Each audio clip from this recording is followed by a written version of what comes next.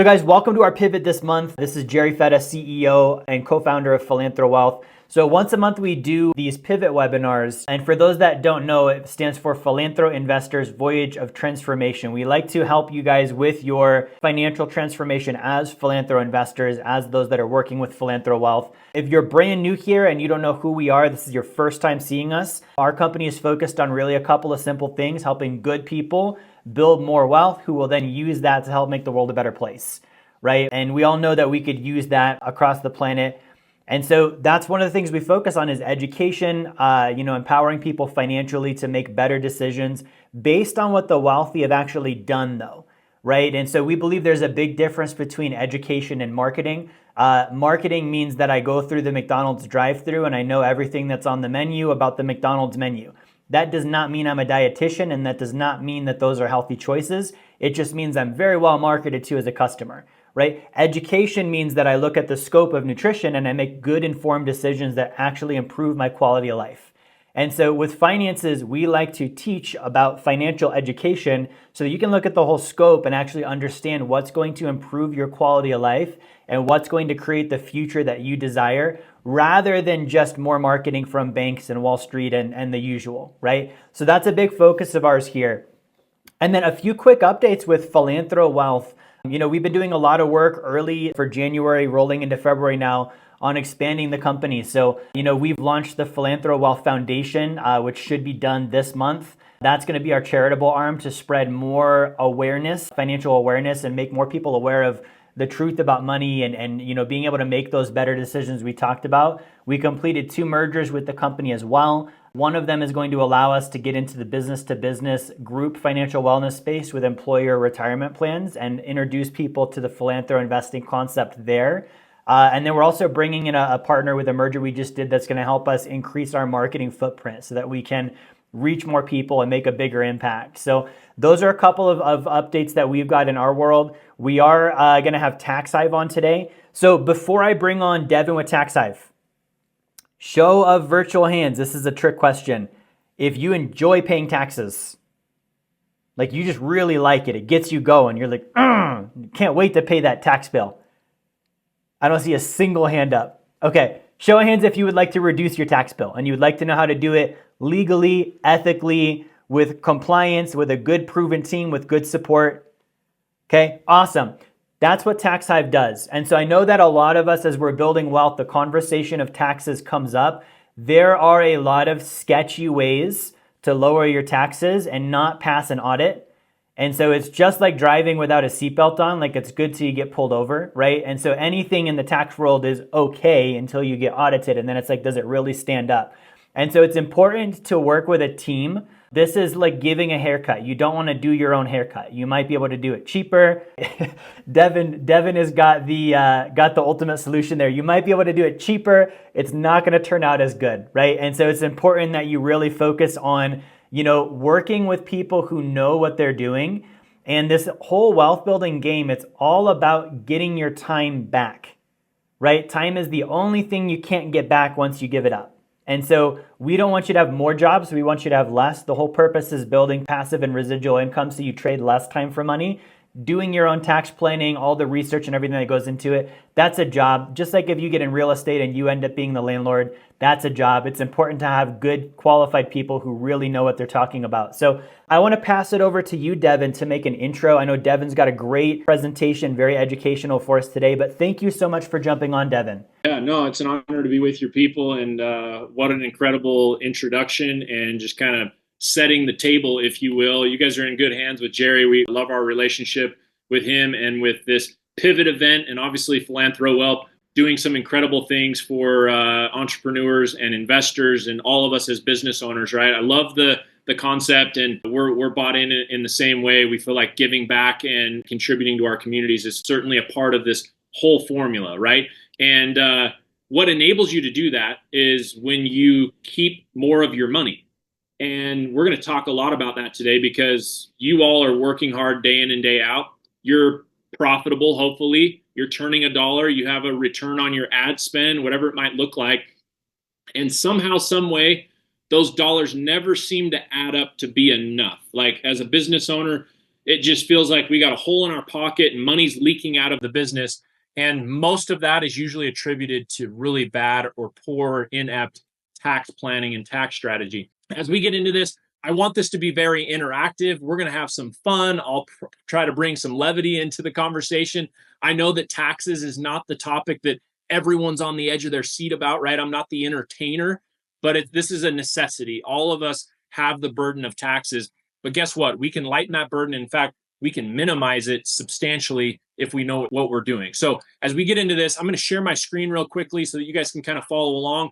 I'm going to pay attention also to the chat. So I would love for you guys to participate and engage and, pop up a question every once in a while. And my guess is I'll be able to help you answer it. And then as we go through this, I know on the screen, my name says Sean, but I'm Devin, president here at Taxhive. What is Mr. Wonderful Shark Tank? How does this guy have anything to do with Taxhive? Well, you guys probably know if you follow Kevin closely enough, he is like the champion for small business in America. He loves small business, and we are partners with him. So we are a Kevin O'Leary company. And I won't bore you with the details of how that came about, but I've known Kevin for the better part of a decade and a half. Been on stage with him in a number of different places. And he's not just a spokesperson or a brand for us. He's an equity partner. He cares deeply about the small business owner in America, wants to help entrepreneurs keep more of their money in their operation. And so with that, I just share my gratitude and Kevin's gratitude that you guys are giving us your time. I'm going to make this super valuable, and I'm going to move through the information rather quickly to be really respectful of your time. But I promise you, we're going to cover some really good critical stuff here with you. So as we get started, I usually ask a similar question that Jerry asked. I love his question up front. My question sometimes is, raise your hand if you don't pay taxes. And there's maybe like one person that's like, I don't pay any tax. And it's like, okay, well, maybe. And how would that even be possible? If you don't pay any tax, it's probably because you understand some of the tax code. But before we get too far into that, let's just have a really frank conversation about how much do you pay in taxes? Like, anybody in the chat want to participate, share with me as a percentage. Like, how much are you paying in taxes? Is it a lot? Is it a little? Where do you guys feel like you sit? And okay, I've got one response here, 24%. Too much, says Ray. I have no idea. That might be a bigger problem than paying a lot, is if you have no idea, right? 22%. Hey, I've got Marlon that takes the cake at 1%. Now, here's the interesting thing about this question. As soon as I say, how much do you pay? Almost everyone on the call immediately thought, yeah, what do I pay in income tax? But guess what? You and I don't only pay income tax. We pay a whale of a lot more, like way more, right? If income tax was the only thing that you and I paid, we might be okay with it. We might tolerate it. But guess what? We pay sales tax. We pay property tax. You have toll roads. You have death tax, inheritance tax, capital gains.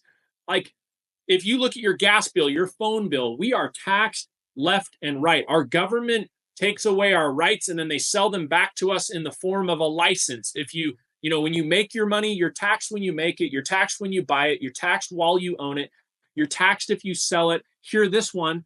In the case of healthcare, you're taxed if you don't buy it. And I'm not here to argue whether or not these taxes are, fair, reasonable, legitimate. We're probably of a similar train of thought with that. I don't know. But here's the reality. We pay way more than just our income tax.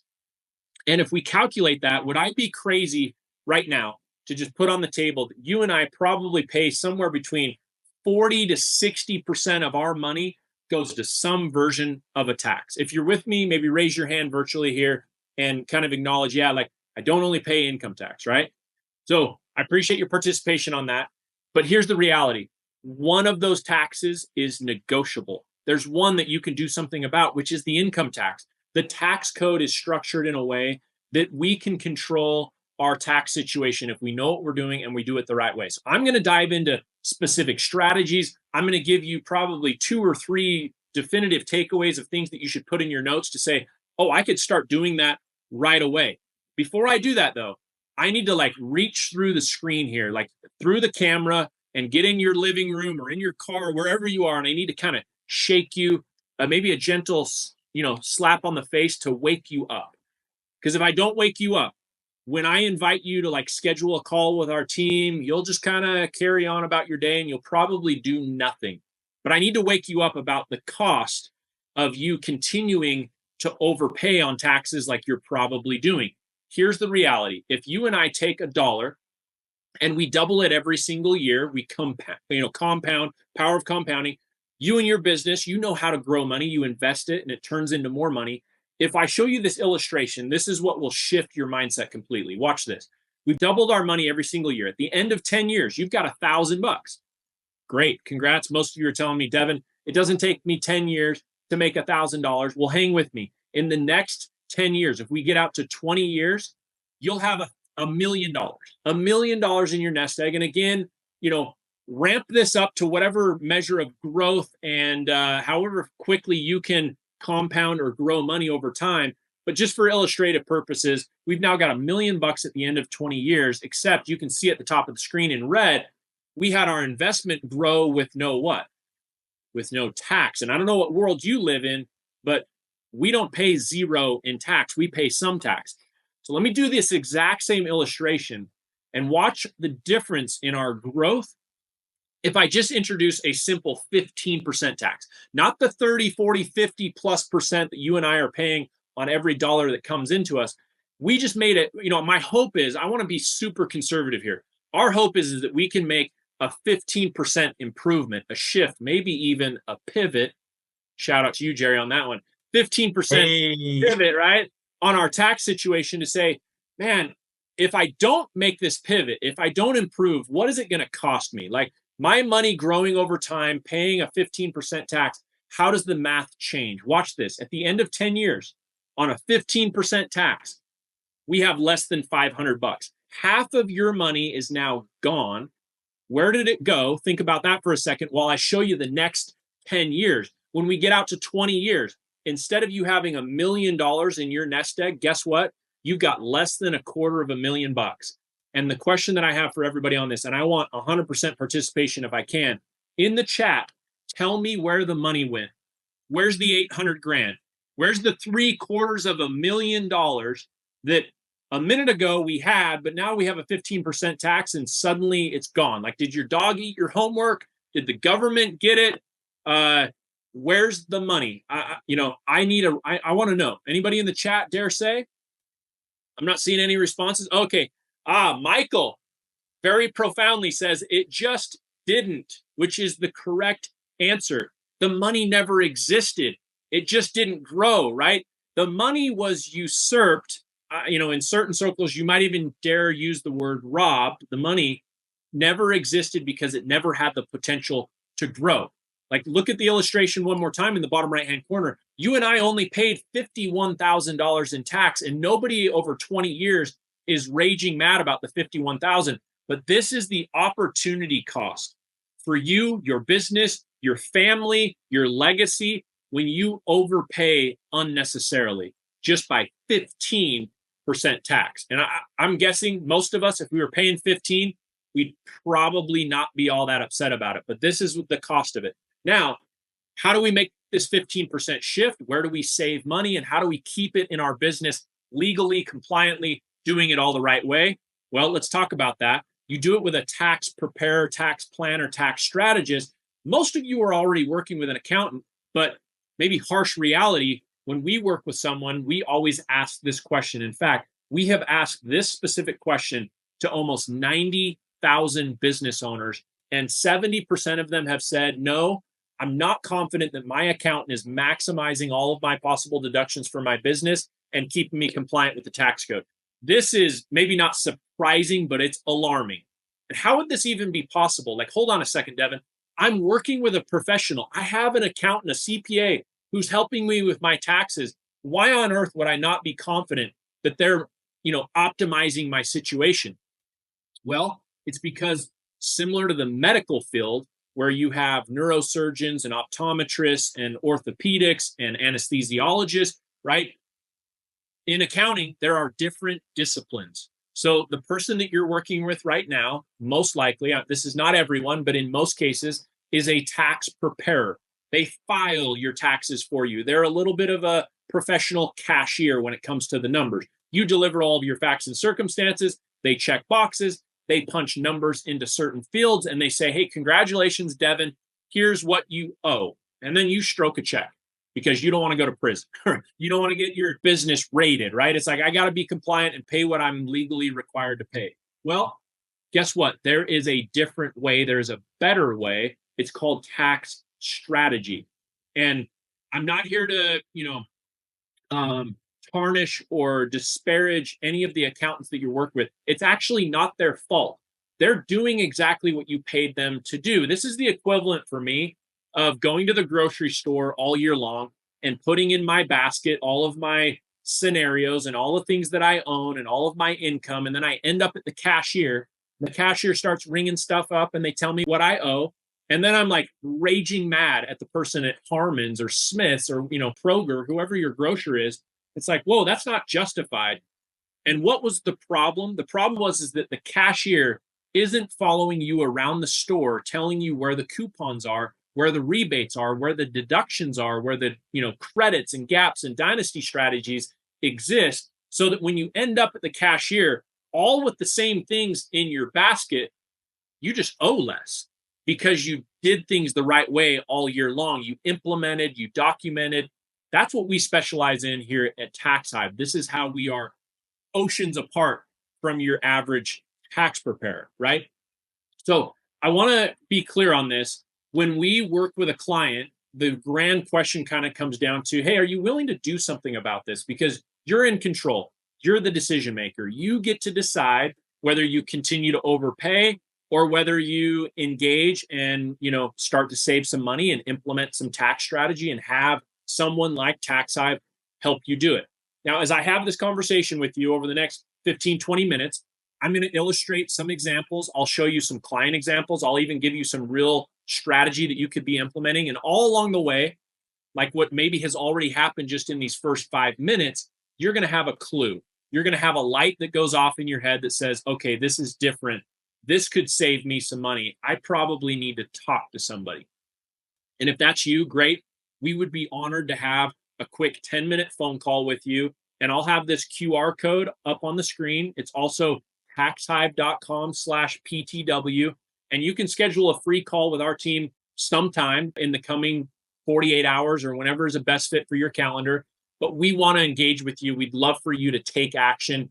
And I'm not going to ask anybody for an American Express. There is no Visa, MasterCard, cashier, checkout at the end of this phone call. It's just a simple, hey, would you like to have a conversation with us? And let's see if we're the right fit, right? So how do we, when you talk with us, how do we identify opportunities within the tax code?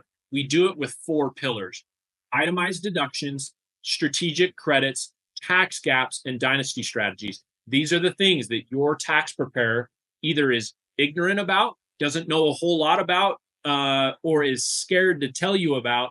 And at the end of the day, usually it's not because they don't know, it's because they don't want to take the time that it takes to do the analysis, do the forensics, look at your scenario, look at your corporate structure, look at your geography, your industry, your revenue type, and marry that all up to the tax code. But that's what Taxhive does at scale on a really professional level. And so let's talk about these 4 pillars. I'm going to walk you through each one.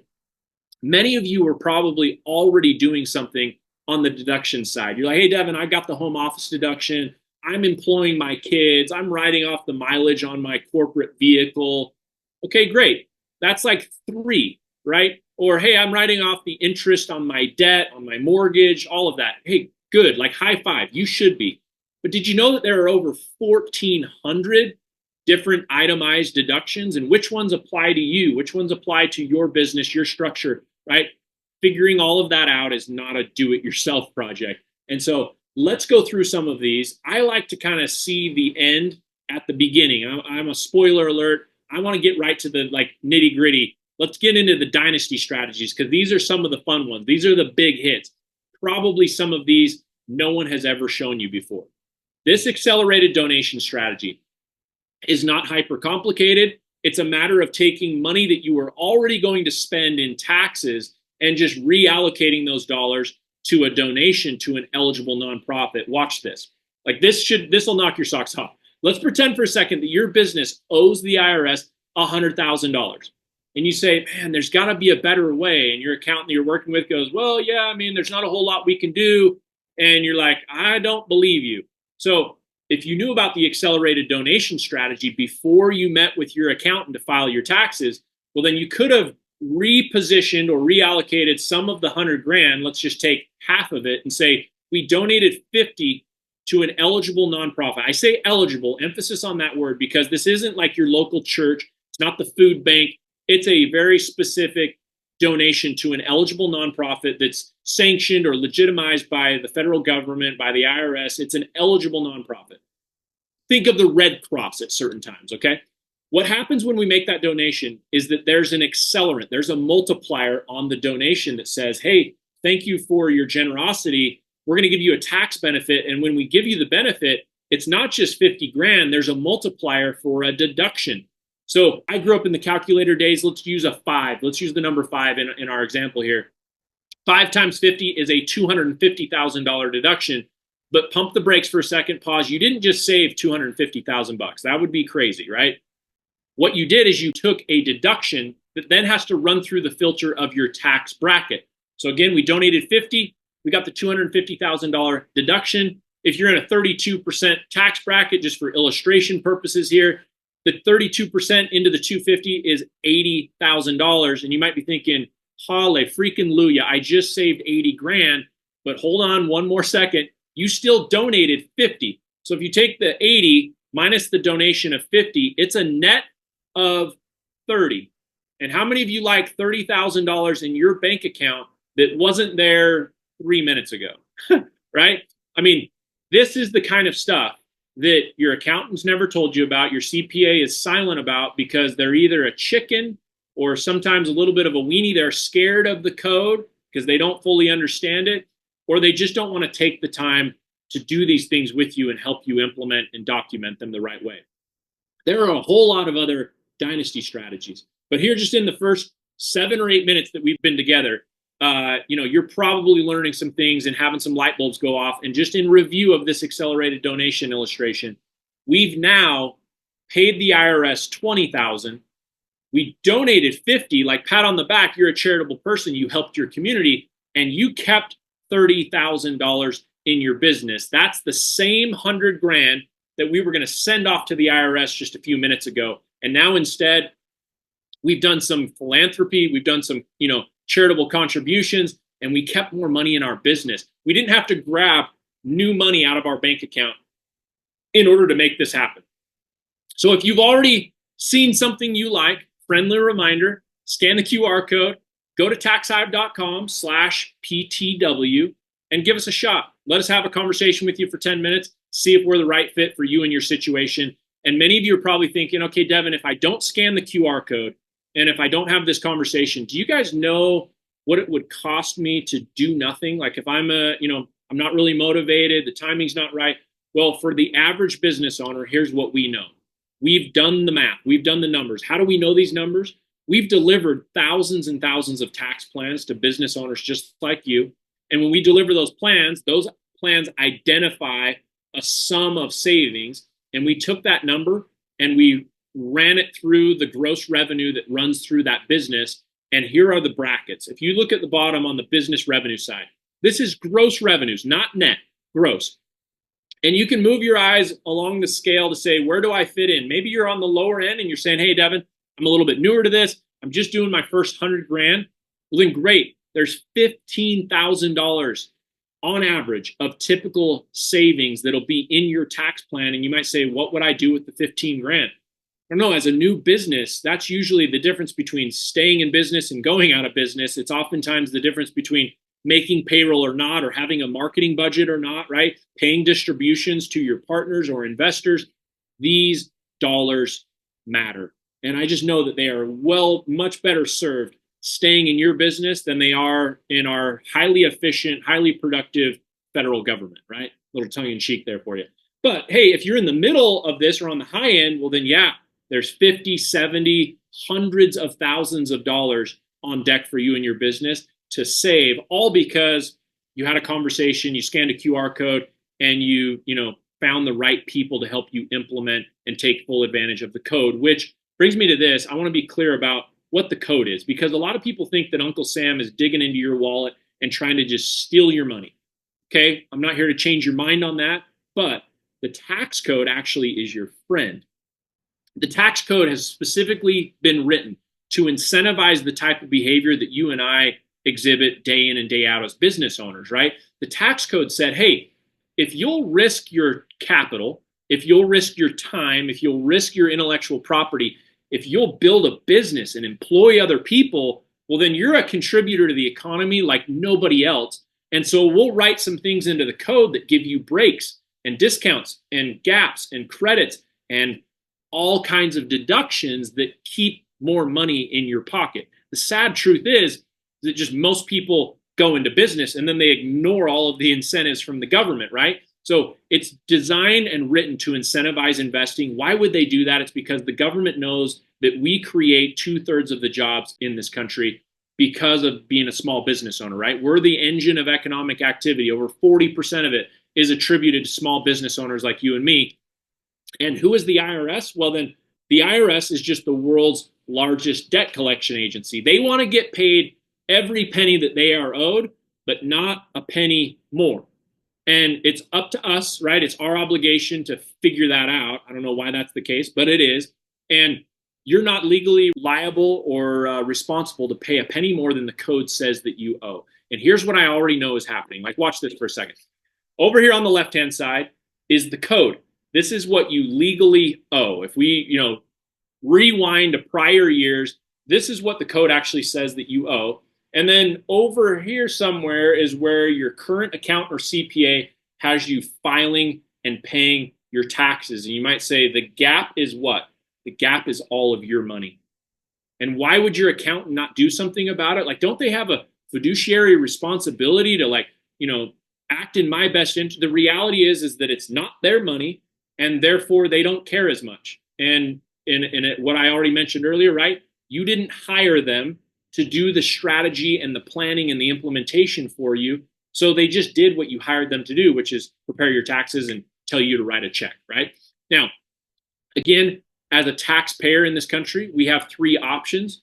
I love this. In fact, in the chat somewhere, if you guys want to participate, which of these 3 scenarios do you like the best as a taxpayer? Do you want to pay now? Would you like to pay later? Or would you prefer to pay never? Let me know here in the chat. I'm curious. Okay, I've got never, never, never. Everyone's throwing up a never. I appreciate this. You guys are with me on it. There's probably a few of you that are like, I want to say never, but Alexa might be listening. Like, there's some kind of bug that might be paying attention. And I don't even dare say never, because that sounds like the handcuff strategy. And I don't want to end up like Al Capone or Wesley Snipes, right? So I want to address a quick question. I think it's from Sabina here in the chat. She says, is there anything to be done after the tax year passes? Is it too late if you didn't contribute to charity that tax year? In most cases, there are some instances where you could go back. But in most cases, the clock has already expired. It's a little bit like an NBA or an NFL game. Like, when the time is out, the players exit the field or the court, and there's no more shots to be taken. It's not to say that's the case in every scenario. And in fact, some of you maybe probably did some tax strategy or had some scenarios and some expenses that you missed or that you didn't take advantage of. And you could certainly go back and amend or correct those scenarios. But this is a forward-thinking approach. This says, hey, I'm not a procrastinator. I'm not going to wait until Q4 of 2025 to hit the panic button and say, how am I going to save my money? This is a methodical, monthly, quarterly exercise that, alongside Taxhive, we help you implement and document these things throughout the year. It's not a heavy lift. It's not a ton of work, but there is documentation. There are things that you need to take note of throughout the year. And coming back to this illustration on now, later, never, right? How is it even possible to pay never and not end up in trouble? Well, watch this.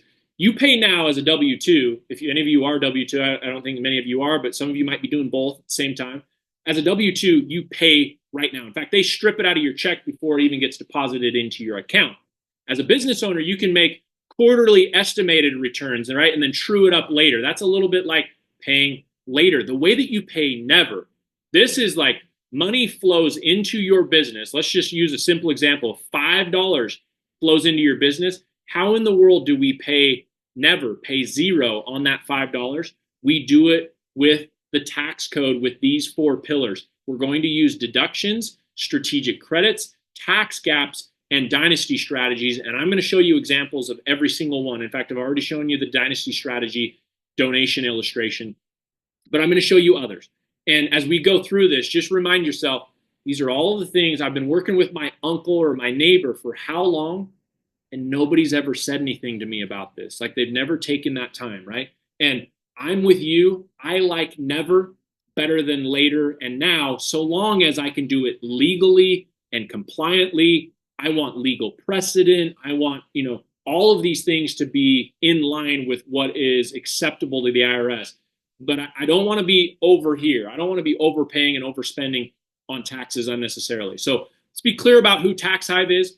We are a multi-service accounting firm, obviously a Kevin O'Leary company. Kevin's an equity partner. And we still do all of the, I call them yellow pages services that all the other accounting groups do. We'll file your taxes. We can prepare them for you. We'll help you with your tax compliance and bookkeeping. But the thing that you see in big, bold letters at the top of this is that we are a advisory firm. We do advisory strategic planning for people ahead of the game before you ever take the field. Here's the implementation. Here's the game plan on how we win when it comes time to prepare and file your taxes. But we still do all of the other yellow pages, dime a dozen accountant work. But you don't have to hire us for that. If you want your uncle to keep or aunt to keep doing that for you, great. We'll just help you with all of the strategy right alongside them, right? There's no need to fire them. But Taxhive is unique. We are a bit different than your average accounting outfit. I won't waste much time on this, but just know that you're working with people that are, high reputation, highly trusted. And yes, are we, flawed in some ways? We're not perfect. We're a business of people. And so I'm not going to shy away from the fact that not every review is a perfect 5-star high five, right? Like we've tripped occasionally, made a mistake, but we treat those like opportunities to over deliver for our clients and deliver the best experience possible. You're in good hands with Taxhive. So let's jump into these deductions. I love this because, there's over 1,400 of them. The tax code is over 6,000 pages. The legislation that has been passed to interpret the code is over 70,000 pages. Let me just reemphasize, it's not a do-it-yourself project. And when you think of the 70,000 and the 6,000 pages of code and legislation interpreting the code, you might give your accountant right now a little bit of grace to say, I kind of understand why you don't want to pay much attention to this, and you're just busier doing, the grunt work of checking boxes and inputting numbers into squares and telling me what I owe. So here's a couple of raw examples for you. Carrie and her notary business. Carrie is a fantastic client. We identified over $28,000 of savings in her tax plan. And I want to ask a quick question. Do you guys notice the most glaring thing about this whole example right now? She's a notary business, pretty typical. Maybe she has a big operation, $140,000 over the next 5 years that she could potentially save in taxes. It's still not the most glaring thing on the screen. The most glaring part for me is that she's been in business for 20 years. You remember our first illustration of money compounding over 20 years and how much money was lost with just a overpaying by 15%. How much money do you think Carrie left on the table? Like, pause for impact, right? Like that, I don't even know the number, but to me, that's what is most important here. On the deduction side, yes, you can, do the home office deduction. Yes, you can employ your kids. Yes, you can, write off mileage and purchase or a lease, Section 179, all kinds of itemized deductions and expenses that can help mitigate and minimize your tax expense. In Carrie's, there was just a slight modification to her corporate structure. Like I'm saying, you go set up an LLC, you set it up the wrong way, and if you didn't take the right election on that corporate structure, for Carrie, it was over $15,000 of savings with one modification to her corporate structure. These things are oftentimes just minor adjustments, small pivots, if you will, within the code that unlock incredible savings for you. Now, I show this example with Astrid. I love this because cleaning business out of Missouri, I oftentimes talk to people and they're like, well, Devin, I'm just kind of a smaller business. I'm just doing my first 100 or 200 grand in gross revenues. It's not really going to help me. I don't know. I mean, we could call Astrid right now and ask her how much she cares about that 10 grand, right? And I think that for the smaller business, this probably matters even more. And even if you're not making money right now, you should be banking your losses against future returns so that when you are making money, you're still paying less because you have losses from prior years that carry forward, right? Now, on the strategic credit side, I'm trying to move as fast as I can while also not tripping over my words here. I know your time is valuable, so I'm trying to move quickly. Strategic credits. The ERC credit during COVID put all of these strategic credits back on the map. ERC said, hey, retention credit, employee retention. Keep your people and we'll subsidize your wages with a tax credit. Wow, the government will pay the wages of my people? Yeah, I'm in, sign me up. The ERC credit put strategic credits back on the map. I mentioned that one, it's since expired, right? We're no longer in the pandemic or COVID, but there are all kinds of other credits that your business might be eligible for. Here's an example with Sean and his tree service out of Florida, had the work opportunity tax credit. What is that? Well, if you hire certain people in certain demographics or certain opportunity zones that the government decides upon, they will subsidize those wages. They will offset your expense as a business owner via the WOTC is what it's normally referred to, the work opportunity tax credit. Matthew here in his business in Virginia had the vehicle plug-in tax credit. You all know going solar, going green, right? Whether it's battery backup, solar panels, or EV chargers, like electric vehicle plug-in chargers, there are tax credits for those things. And I don't know, maybe your accountant just has never heard of those, or why haven't they mentioned it to you? I don't know. Think about it. In California, Elias and his semiconductor energy business have the R&D tax credit, a research and development tax credit. It will subsidize wages, equipment, all kinds of other things. And you might be thinking, oh yeah, Devin, I think I've heard of this, or I've seen this on Reddit or YouTube. Let me just put on the table real quickly. Reddit and YouTube are not a place, or anywhere else on the internet for that matter, not really a wise place for you to go get tax information and tax strategy. Oftentimes there are missing details and you're going to get yourself into some trouble. But nonetheless, when I show things like this, people tell me, I've heard about that, I've seen that sometimes, but I've never done it. My guess is it's just because I'm not one of these guys. Like, I'm not Warren Buffett or Elon Musk, and therefore the code probably just doesn't apply to me. Come on, you guys, let's be transparent and just truthful here. There's nothing, aside from the fact that these guys have an incredible team of tax advisors and legal counsel, there's nothing unique about them.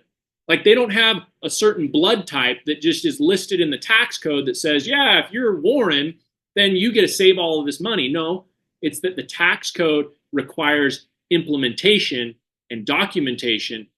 These people, along with many other billionaires and millionaires out there, are doing this on a grand scale. And what we do here at Taxhive is we take the high level, typically think of Fortune 500 type level expertise, and we deliver it to the small business owner at scale at a extremely reasonable offer and price. So this brings me into tax gaps, because oftentimes these guys are accused of, tax evasion, or they're doing things that are sketchy. And usually that ties in with tax gaps. People that don't know what they're talking about will oftentimes refer to a tax gap as a loophole. Loophole is honestly just a code word for I don't know what I'm talking about.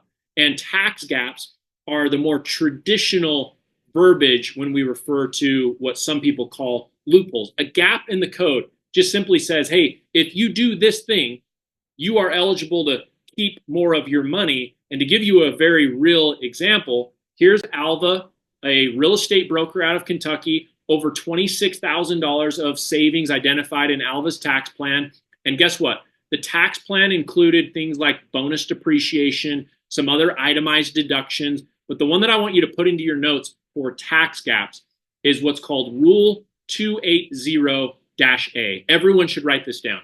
You could even nickname it. It's called the Augusta Rule. The IRS doesn't like us to call it that, but that's kind of its street name, if you will.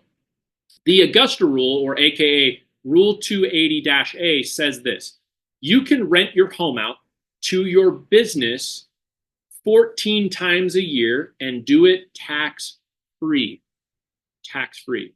Listen to this one more time. I own a home. I also own a business. I can rent my personal residence out to my business and do it tax free, the same way that a Hilton or a Marriott would sell me a ballroom or a meeting space. I can just use my home 14 times a year. I have to actually use it for a business purpose. I can't just hop on a Zoom call. I got to have people come to my house and maybe host a luncheon or a training event or some kind of team building thing. But I can rent my home out to my business 14 times a year and do it tax free. The expense is tax deductible to the business, and it's tax free income to me on a personal level. Usually on an annual basis, this is usually to the tune of somewhere between $14,000 to $20,000 a year of tax free income to you individually. You might say, where did you pull that number from? We use a reasonable rate is what the tax code cites. It says you have to use a reasonable rate.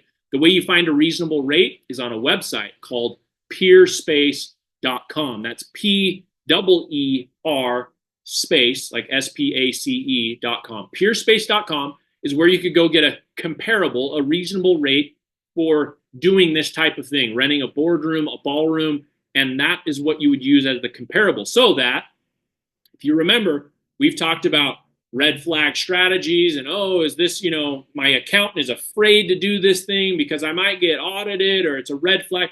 Audits nowadays are a paper audit. It's a request for additional documentation.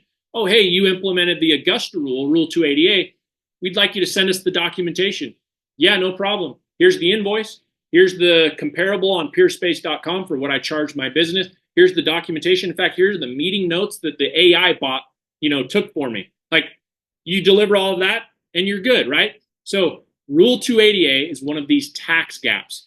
Tam Lynn and her massage business out of Texas, over $16,000 of identified savings, similar things in her tax strategy, tax plan, deductions, gaps, depreciation. There were also reallocated investment strategies in there. I'm trying to think, I remember some of these by heart, but a bunch of all four pillars, right, are usually in every single plan. Every single tax plan is customized. They're all different because everyone's scenario is a little bit different, which brings me to this last point, and then we're going to wrap up. Dynasty strategies, I already showed you this accelerated donation piece, right? For those of you that joined late, we were going to send or owe the IRS $100,000. But instead of doing that, we used this dynasty strategy that allowed us to pay $20,000 to the IRS instead of $100,000. We donated $50,000 to an eligible nonprofit, and we kept $30,000 in our business. And I know many of you are thinking, okay, Devin, you already showed me that one. So give me some other secret sauce on the dynasty strategy side. Put these in your notes. Captive insurance, oil and gas, mineral deposits, conservation easements, cost segregation, solo 401ks, and other retirement accounts. There are a myriad of dynasty strategies that are out there that are big opportunities similar to this, that, one swing of the bat is going to give you a big chunk of money to hold on to and keep in your business. And then you got to ask yourself, man, I just don't know what I would do with an extra 30 grand. I don't know what I would do with an extra 20 or whatever the number is. And I'm just excited for some of you to say, yeah, hey, I'm going to do something about this. I'll explore this with Taxhive. And, whether it's similar to Junius, it's like, man, I'd love if my tax plan could find another $30,000 for me to hold on to this year.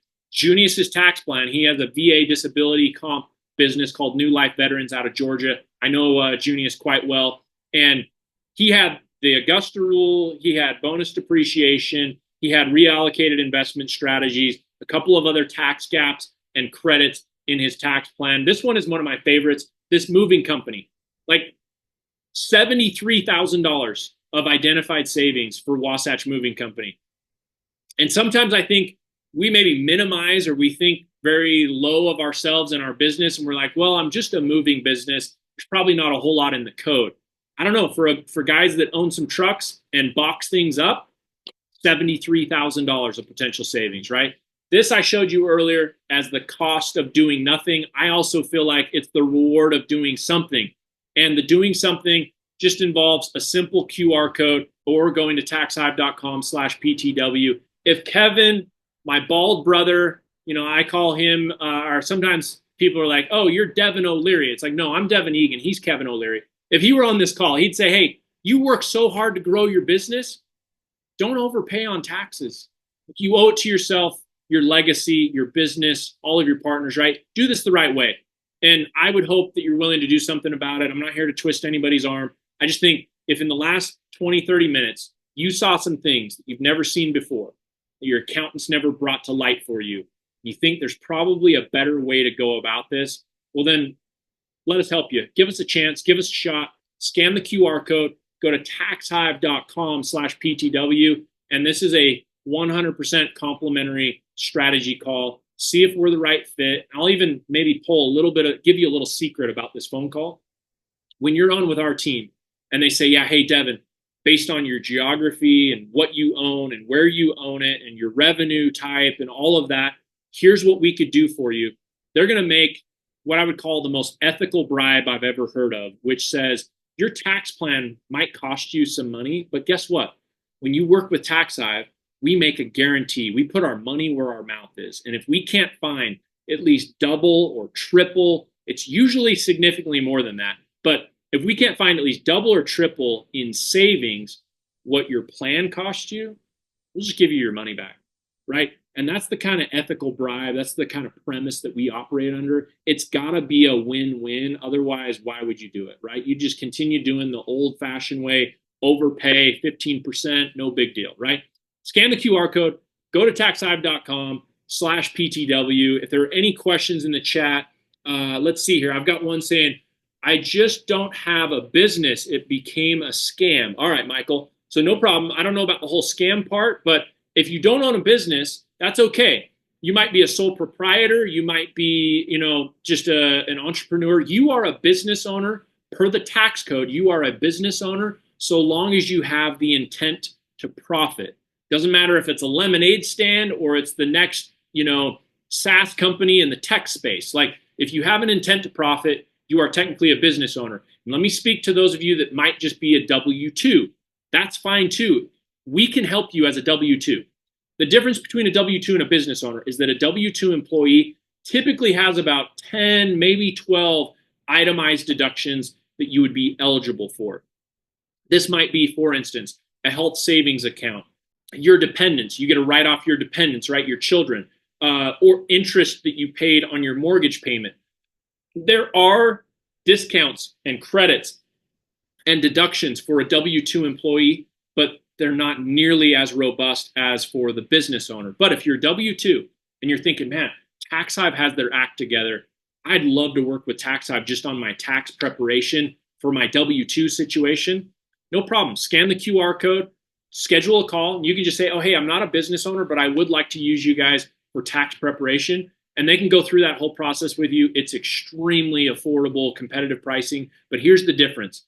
You get tapped into our network so that anytime you might become a business owner, or if you're wondering whether or not your accountant is really doing the right job for you and helping you take advantage of those 12 deductions that a W-2 might be eligible for, you just know we're not going to miss any of that stuff, right? So that's the thing there. And then, all right, I love this. I always get the doppelganger. Okay, FYI, Eric Whitaker says, I just hired Taxhive last week. A little fun. Have you been told your doppelganger is Bill Burr? Yes, 100%. All of us bald guys kind of look the same. Like, especially if we're in a similar age. I'll be walking through the airport and they're like, hey, I know you. Like, you're, and I'm like, no. This is like the ESPN Not Scott Van Pelt series, if you guys have ever seen that. Scott Van Pelt is a bald guy on ESPN's late night sports center, and he has glasses. And one of the things that they do is people out in the public will send in a tweet or an X or whatever saying, I saw Scott Van Pelt at my son's baseball game. And it's just another bald guy with glasses. We all look the same, right? So, all right.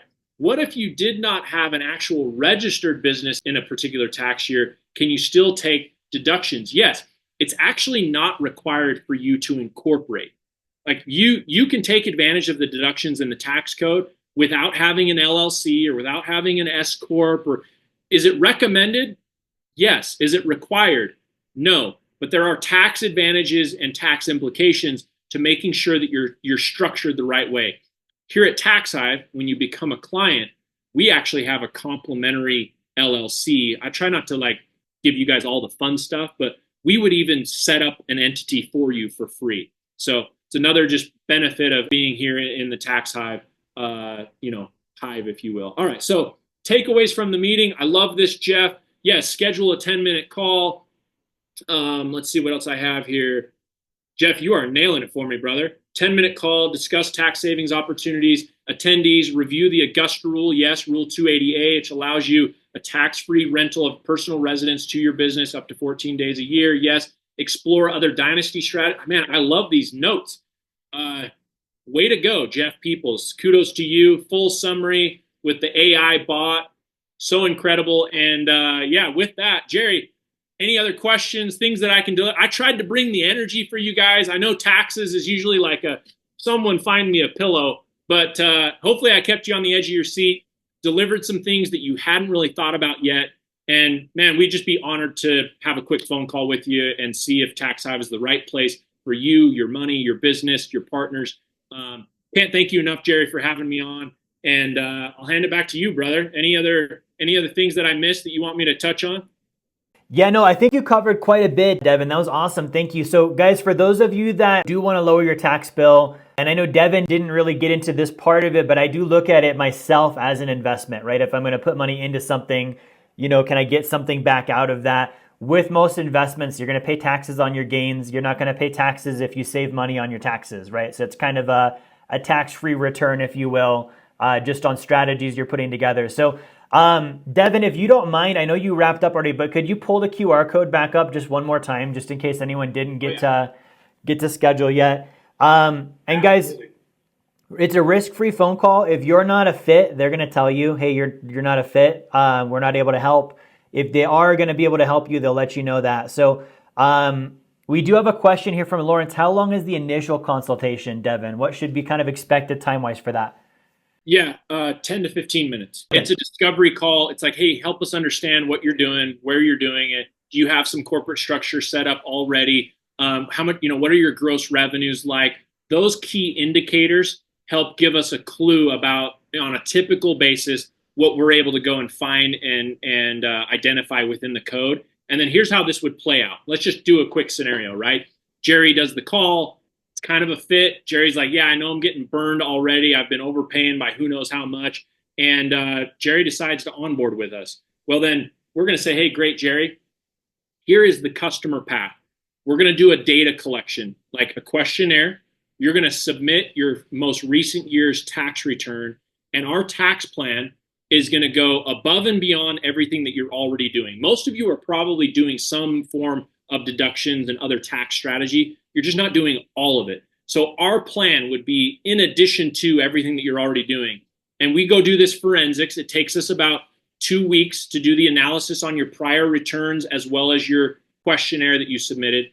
And then we go pump all of that data into the tax code, and our tech is going to go and build, and our professionals, there's a human element to this as well. This is not like some AI generated template. This is manpower, expertise, accountant work that says, okay, here are all of the opportunities. And then we're going to produce a tax plan. The tax plan is a physical PDF. If you wanted to, you could print it out, but it's a digital document that we send to you. And then we review it with you on a personalized phone call with a tax planner, a strategist that says, okay, let's take this one strategy at a time, and I'm going to walk you through it. And then we also help you with the implementation. The other cool thing here is that when you onboard with Taxhive, and let's just imagine that you're inside the hive with us, right? And the queen bee is somewhere. Well, in your portal in Taxhive, every strategy also has all of the documents that you need to accompany it when you implement it. It also has a video illustration and training on how that strategy works. So this is like from an ultimate, support and implementation and training and awareness.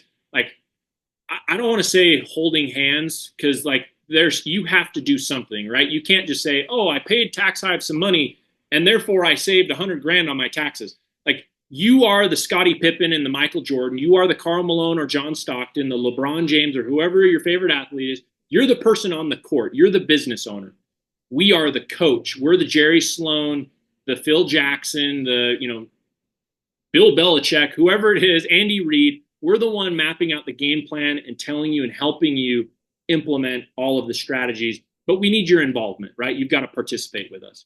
Awesome. Thank you, Devin. And you guys know, for us, we're really big on education. So like, if you're a client of ours and you've done, like life insurance with us, the party starts once you have the policy. And then it's like, I always use the example of you buy a Ferrari or a supercar.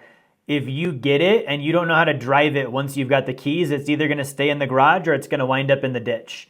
And so that's one thing we really appreciate with Taxhive and Devin is they know with tax planning, the game starts once you have the plan. Now it's time to coach you, work on implementation, documentation, all of that stuff kind of after the fact. A couple of other questions. Ray here says, hey, are there ways to save on 401k withdrawals?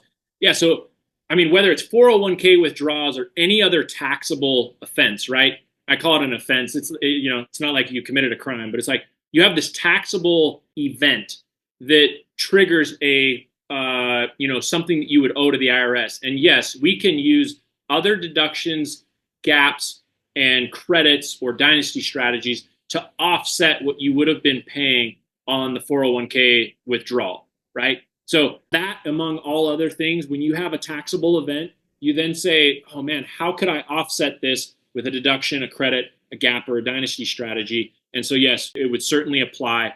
Carla asks, how many years of taxes do you review? We only need your most recent. We just need your 1 year most recent. That could be, hey, I haven't even filed in 2024 yet. No problem. We'll take a look at 2023, right? Or if you're filing 24 right now and you get it to us in time, we'll do that one instead. We just want what is most recent, because what we're trying to do is build upon and enhance your tax situation. Most people are already doing something, and we don't want to spend a ton of time and resources in your tax plan suggesting things that you're already doing. This has to be an in addition to, right? And then I appreciate, Lawrence, your compliments to Chris. Chris Brown is our CEO here, so I appreciate the round of applause you guys are giving. You're so generous. I promise you, we're not perfect. Like, I'm missing hair from my head, for hell's sake. Like, Jerry's over here with a full head of hair. Like, we're all different. Taxhive is not flawless, but man, I promise you, we care about our customer. We are doing everything we can to deliver a really high level of service. Our tech and all of that from a service level standpoint. This is not your average accounting firm that's got Edna at the front desk and one or two accountants, managing everything. So anyway, you're in good hands with us. And Jerry, man, thank you so much. This has been an honor to be with your people. And I feel like we've accomplished a lot here today. We've covered a lot of ground. And I don't see any more questions. So unless, last call maybe, and then Jerry, you can wrap it up for us. Yeah, guys, so last call on. If you want to, grab your phone, scan the QR code. You can type in the link there on the screen as well. And, schedule the call. It's a risk-free thing. Check it out. See if it works for you. If it does, awesome. Yeah, and I think, Devin, you've covered a lot tremendously. Thank you for the detail and the amount of care you put into educating our audience today. Absolutely. It's been a pleasure, and wish you all the best of success, whether you're in the hive or out. Have a great 2025. Go be fearless and make it happen. Much love to you all. All right, thanks, guys.